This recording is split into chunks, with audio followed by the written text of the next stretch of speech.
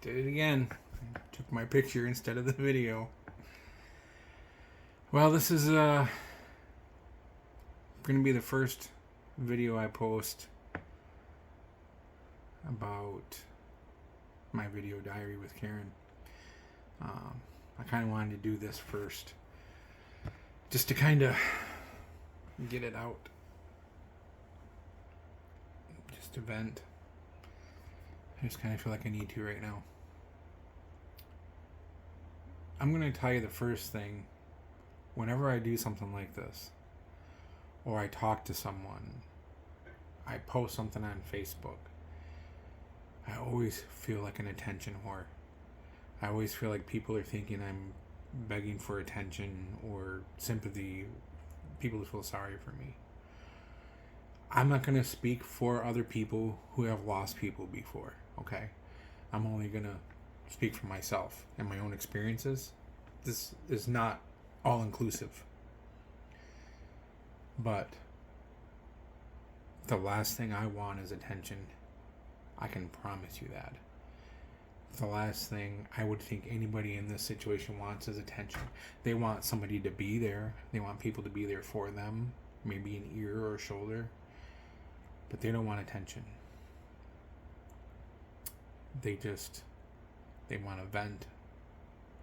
They want to yell and scream at the world. They want to say how unfair things are. But it's hard to do that without looking like an asshole. Or looking like you want self-pity. Or pity from others, rather. It's hard to do any of that stuff without looking like you need attention from people. And people have told me I just need to talk. I need to share things. I need to not be quiet and be in a hole, because that's how you go downhill. I have been doing that. I have been talking as much as I can to those that will listen. Posting things on Facebook, doing this. I don't really feel it's helping me, when I'm going to keep doing it for right now. Because maybe someday it will. But it's not now. I am going downhill. I have been going downhill, and it's not stopping. And it's not going to stop. And I know that. And I'm okay with that. I have accepted that. I don't care if anybody feels sad for me about that or not. That's not a concern of mine. I don't really have that many concerns anymore, to be honest. That's just part of how I feel about this. It's really strange how little you care about everything else once something like this happens. But at the same time, you surprise yourself by what you do care about. Like why I'm doing this, why I'm making these videos. Because then maybe somebody else will have support that I did not have. Again, like I said in my previous video, my intro video, I had supportive friends. Very much so. They loved me. They were like, we wish you the best. Thoughts and prayers. I fucking hate that, by the way. Generic rubber stamp of well-wishing is thoughts and prayers. Luckily, most of my friends didn't do that. And then when they did do that, they added more to it, which made it more heartfelt. So, and I'm fine with that. So nobody really did anything bullshitty with me, and I'm appreciative for that. I know that sounds weird, but I am appreciative for those that reached out and said, hey, I love you. Thinking about you.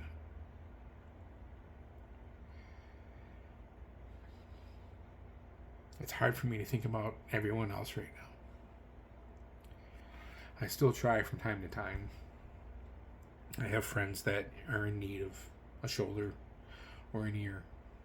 And I try my best to do that with them. Much as I can, but I'm not good at that. If I ever was, fine, but I'm definitely not now. I don't have the energy for it. I don't have the desire for it. Especially those that keep doing the same thing over and over and over and expecting a different result. And it's no fault of theirs. It's just how I am right now. I wish I could be different because I know life would probably be better.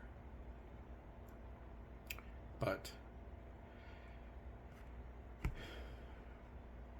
I'm going to change up a little bit right now. I'm going to talk about basically what happened. So, as I said before, here's the story. I'm just going to go from kind of start to finish on what happened. On December, I want to say it was 29th, Karen was at work. She worked for Amazon. She was a supervisor. She directed the delivery vans, lined them up, loaded them, made sure they got out, staged them, She was good at her job, and she was very well liked by her coworkers. She was very well liked by her superiors and by her co-supervisors. Nobody said anything bad about her. Nobody had anything bad to say about her. One day, December 29th, maybe it was 30th. I'm sorry, I don't remember right now, but she went down outside while she was directing vans on the ground, and she had a seizure. She told me that she was feeling nauseous before that, and she kept seeing a blinking light up in the sky. And she just thought it was visual residue from the computer screen that she was looking at previously. She thought that's what it was in her. So she just kind of discounted it. And she just thought the nausea was from lack of sleep maybe, or just tired, fatigue, whatever. All of a sudden, she woke up in the hospital. She doesn't remember anything from right before she went down when she saw that computer, the blinking stuff in the sky, until she saw me sit next to her in the emergency room, in her room in the emergency room. When she went down, she had a seizure. They called EMS. EMS showed up, put her in the ambulance. She had another seizure. They cut off her clothes and did whatever ambulance people do, EMTs and paramedics, whoever was on there. Made sure she didn't have any more seizures. And somewhere in there, they didn't get her name. Her name was given to the police officers that showed up on scene. The police officers never gave it to the medical personnel. So she arrived as a Jane Doe. We got to the hospital. I got to the hospital separately. They called me and said, hey, she's on her way. And I got there, eventually talking to somebody after a while. And I said, I'm here for Karen Lyons, because at that time we weren't married yet. And we don't have anybody by that name. They said that her ambulance is here and has been here. She's got to be here somewhere. We don't know who that is. Do you have anybody that's got blonde hair, glasses, got her from Amazon? We have a Jane Doe. I can't give you information about her. Okay. Eventually that all got worked out, I guess, because we had more problems later with that. But they eventually got her in as Karen Lyons and then gave her a wrong ID wrist. And the ID wrist they gave her was for some 62 or 63-year-old man.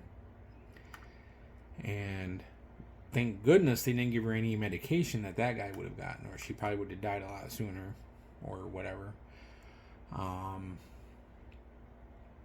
We figured that out after she was in the hospital for a day already, or most of a day. And so we're in the emergency room, and she woke up, and she's like, what happened? I told her everything that I knew, everything that her supervisor told me. And then she had CT scans. CT scan came back. The nurse came into the room and said, we didn't find anything. Her CT scan is clear. And I was like, okay, well, there must be some other kind of condition here. Maybe she just suddenly developed epilepsy or something. And I thought, well, we can live with that. That's not that big a deal. And, sorry. Excuse me. Anyway. So About 10 minutes later, the nurse came back in and said, "I'm sorry, I gave you the wrong information. I got her CT scan mixed up with someone else's. Her CT scan showed a mass." Mass. Okay? What does that mean? Doctor will be in here to talk to you about it. Okay? Doctor came in, but it wasn't the right doctor, didn't talk to us about it. Eventually she got an MRI done. Much later. Much later, another doc came in and said, "Well, there's a mass. We're going to do surgery. Here's the surgeon. Here's the times. Here's what we're going to do." Okay. So she was given a surgeon. Really good surgeon.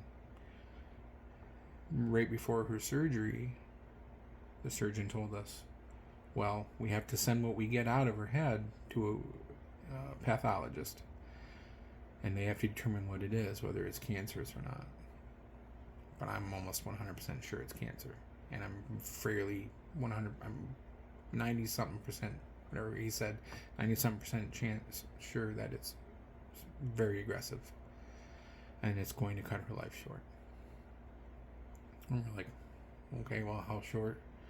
I was thinking 5-10 years. 6 months to 3 years. Varies with people. Average is 13 months. We started crying. Couldn't help ourselves. And then we got strong and we said, "We're going to fight through it. We'll be together. I'm not leaving your side. Oh, I'm not planning on leaving anytime soon." Okay. We made our pledges to each other. She was so beautiful. And she was strong. And she wanted to fight. She had her surgery. They took it out. They sent it to pathologists. It was cancer. It was stage 4 glioblastoma. And it was going to come back. And they did the radiation, chemo treatments. Stalled it for ever so short of a time. And there was a lot of pain involved. I kind of said some of this on my Facebook page a while back, but she went through way more pain than she had to. She had just tons of stomach issues. So she was afraid to eat. Every time she did eat, intense pain in her stomach. They couldn't figure out what was causing it. She had a scope done. They couldn't find anything, no ulcers, nothing. They couldn't find any reason for her pain. Then one day it just kind of went away. But it was during an infection she had that she fought in her head. That's when the stomach went away, the stomach pain. So I'm thinking it was an infection pain of some sort. Funny how they didn't catch that. She went through months and months and months of unnecessary pain. She finally stopped having pain around June. So from January to June, she always had pain. She had pain intermittently from there on. And then in November, she woke up in the middle of the night. Worst pain she ever had in her life. Worse than anything, worse than childbirth, she said. And I got her in after waiting for 42 minutes, I think it was, for EMS to show up at 911. They never showed up. I was somehow able to get her into the car, and I got her to the hospital. On the way to the hospital, I called 911 and I said, "Cancel your fucking ambulance." And they're like, "Why?" "Because I waited 42 minutes for you and nobody's been here." And she's been in intense pain. She's been crying. She's been nauseated. She's on the verge of puking because of how much pain she's in. And nobody can show up. And we're in an area, by the way, that doesn't have much medical need, emergencies. We lived in Walker, which is outside of Grand Rapids. It's still part of Grand Rapids, the city, but it's in outskirts of it. And it had its own, medical and fire department. And nobody showed up. This was at 5 o'clock in the morning.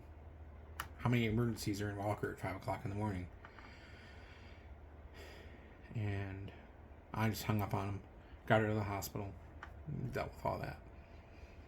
And that's when they found another infection. A bad one caused by a shunt she had put in because her head wasn't draining properly from another surgery she had for the second tumor that she decided to fight. And her head wasn't draining from that. So the shunt was put in. The shunt caused an infection, a bad one. Got into her spinal fluid. She had enough. She was kind of talking about throwing in the towel before that, but I convinced her not to. I shouldn't have done that because I should have respected what she wanted, but I didn't. I wanted her to try to fight because I wanted her to live. But with the spinal fluid thing, she's like, I'm done. I'm ready to die. I want to die. She was all set up for surgery to get the shunt removed and be inundated with antibiotics. That's all that she needed. She didn't want it. And I said, honey, you sure? This will fix you. It won't take long. A week or two.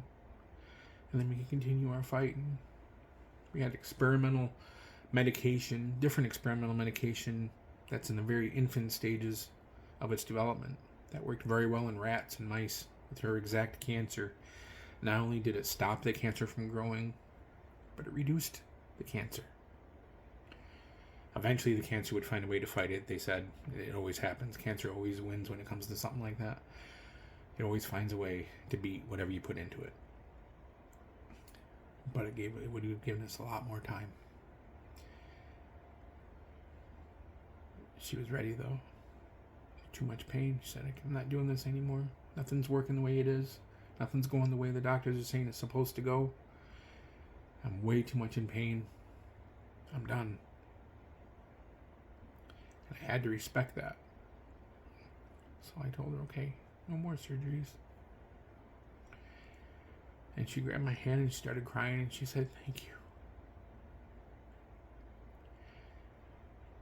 And that's how I knew I was doing the right thing. No matter how much I wanted her to stay. No matter how much I knew her son wanted her to stay. Or anyone else. That's how I knew I was doing the right thing. When she thanked me for letting her die.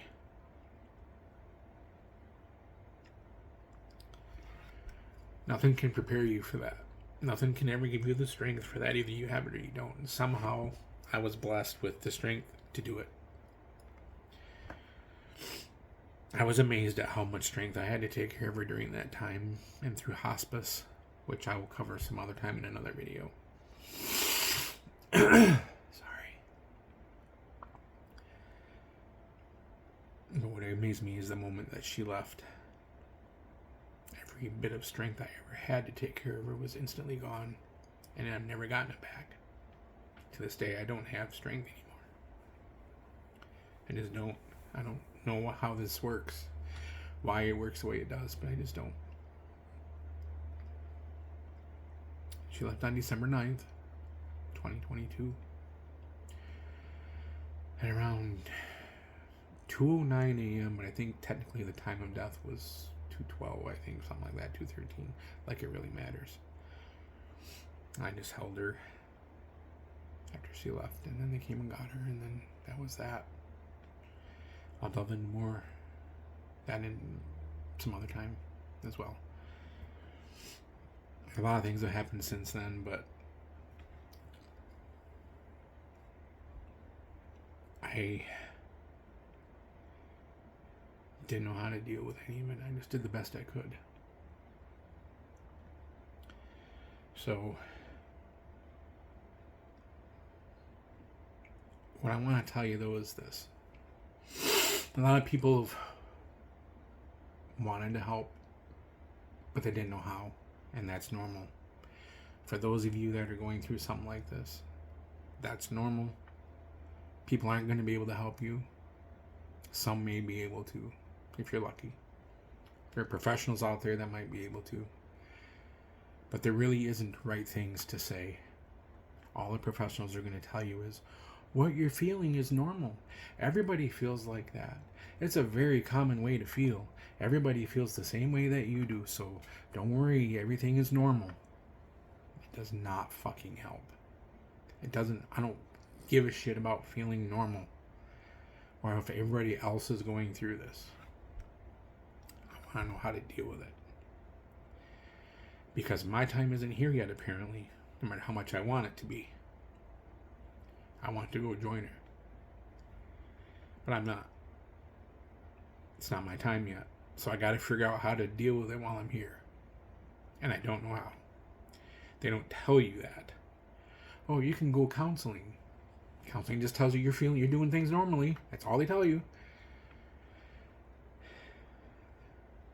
Coping mechanisms. Like what? Write a diary. Okay? I've done pieces of that. I'm doing that right now. And I don't feel better doing it. Maybe down the road it will help. But right now it's not. Keep yourself busy. That only distracts you. It does not take it away. I guess people just want you to distract yourself so you're not always feeling bad. What's the difference? What's the point of that? The moment you stop doing something, the moment you stop being busy, it's right back there. You can't help it. It's just there. People are going to think you're feeling sorry for yourself, but you cannot turn it off. You cannot help it. It's there, and you're going to cry, and you're going to disconnect from everybody around you. You're going to hate ever having to explain to feel what you feel. Because nobody's going to get it. You don't want the attention. You just want to be left alone. And I'll tell you one thing. The one thing I hate the most is when somebody asks me how I am or how I'm doing. I hate that question. It's not their fault, but it makes me want to punch them in the throat. And I'm usually not like that. And again, it's not their fault. I can't really fault them for it. But I hate the question so much because there's no way to answer it without feeling sorry for yourself. There's no way to answer it to where people are actually going to care that much, because the moment you tell them, they just want to hear you say something good. They want to hear you say, oh, I'm doing a lot better now, or I'm able to cope, or I'm this. That's what they want to hear. That way they don't have to have any more part in the conversation. They don't have to have any more part with you than that. They're like, oh, cool, he's doing good. Well, then I move on with my life. Once you tell them you're not doing good, once you tell them everything is shitty, once you tell them how you really feel, and it's scary to everyone else around you, and they'll never get it, they disconnect from you. Oh, well, that sucks, dude. I'm sorry you feel that way. And that's it. There really isn't the right thing to say. So, for those of you that want to help, don't feel bad if you don't know what to say. That's common. But, and I can't tell you not to ask somebody how they're feeling or how they're doing. Maybe other people handle it differently than I do. I hate that question. Others may not. But if you're going to be there, be there. If you don't know how, then don't.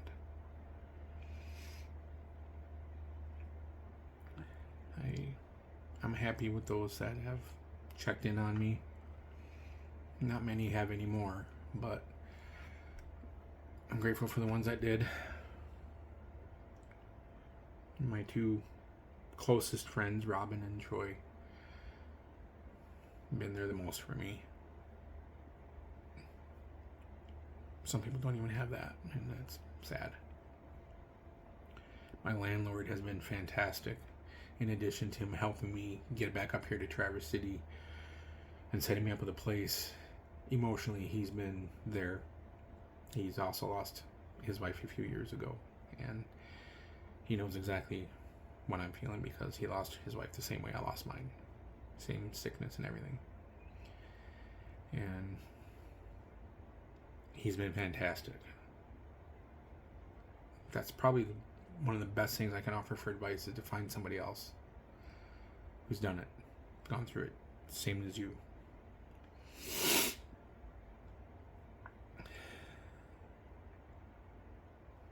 There are a lot of changes that happened between us. So through the whole time. You have to expect those changes. Expect them to become more bitter, more sarcastic, and not in a fun way, more argumentative. Expect disconnect because they're letting go. It's not their fault. They have to. And it's going to suck. I'm telling you. You're going to have changes in you. You're going to get tired. You're going to question yourself. You're going to hate yourself for not being there every second of every day. You just can't. You try as hard as you can, but you can't. I came very close to being there every second of the day. But there are times when I needed to get out and do errands like groceries. I was in a band at the time. And I needed to go to band practice and go do gigs because I was trying to make money for us on the side so we'd have extra money to pay for things. That's why I was in the band at the time. So I needed to take time away from her to do those things. And I felt guilty every time I did it.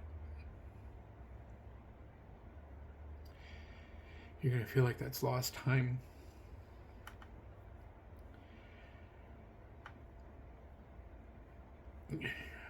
Afterwards, you're going to want to tell them things in life that happen. Things that you used to tell them. That it's going to be so innate that you're just going to... Can't wait to get home and talk to... Oh, I can't. She's gone. Talk anyway, though. Sit right down and talk to them. When you go to a restaurant, like a buffet, for instance, and you know something that they like, get a little bit of that on your plate. And it doesn't matter who looks at you, thinks you're crazy. You take that food that they like, and you hand it over, and you give it to them. And let them take a bite, even though they're not there. You're going to look like a psycho. Me telling you right now is going to probably think that I'm a psycho.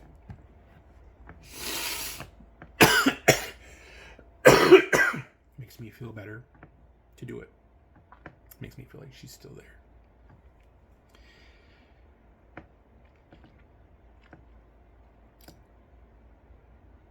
Waking up and going to bed without her is probably the hardest thing. But sometimes I think I can feel her laying next to me when I go to bed at night.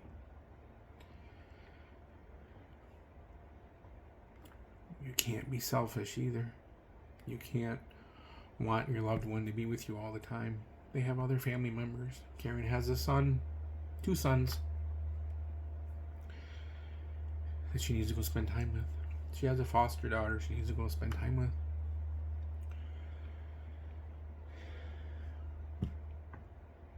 And I wanted her, and I told her to go see the world after she passes. She always wanted to see the Grand Canyon. She needs time to do that. Go see Ireland. It's beautiful in Ireland. Go wherever you want to go that you always wanted to go. I'll be here. Just find your way back to me. That brings me to my last point. This is a long video, and I'm sorry for that, but hopefully you made it all the way through. I'll try to make them shorter in the future, okay? But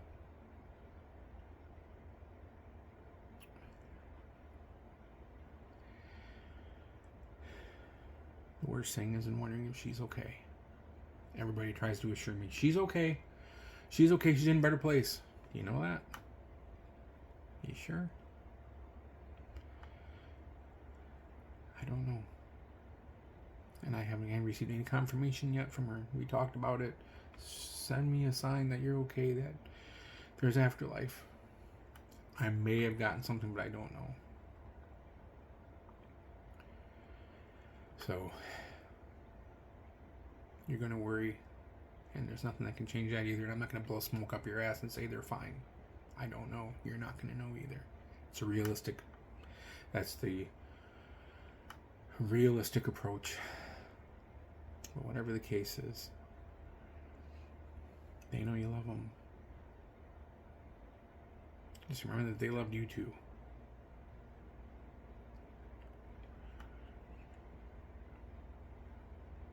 if anybody has any questions, throw them in the comments. Message me directly, whatever you want to do. If there's questions maybe I can help you with. I'm not an expert, but I'll do what I can. But thanks for making it through all this 30-minute long video. Wow. And everyone take care of themselves.